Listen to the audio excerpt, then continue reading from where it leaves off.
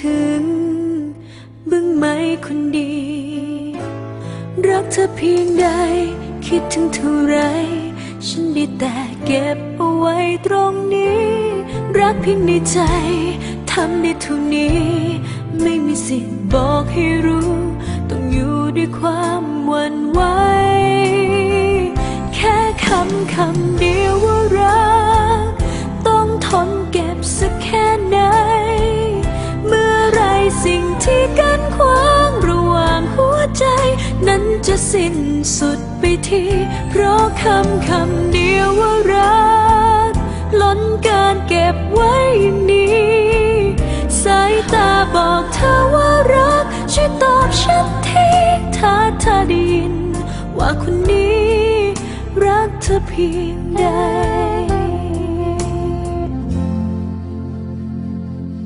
อย่าให้ฉันท้อรอรักข้างเดียววันอย่าให้ฉันฝันหากเธอเข้าใจกันจริงรักเธอเพียงใดคิดถึงเท่าไร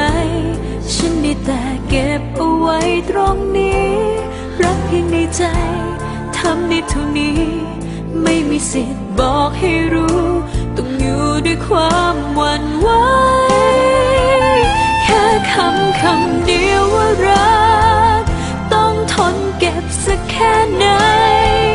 เมื่อไรสิ่งที่กั้นขวางระหว่างหัวใจ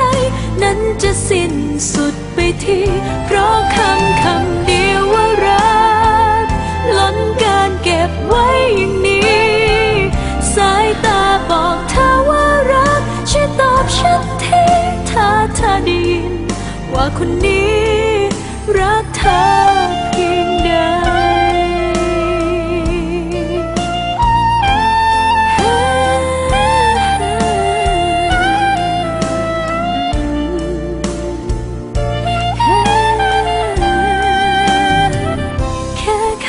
คำเดียวว่ารั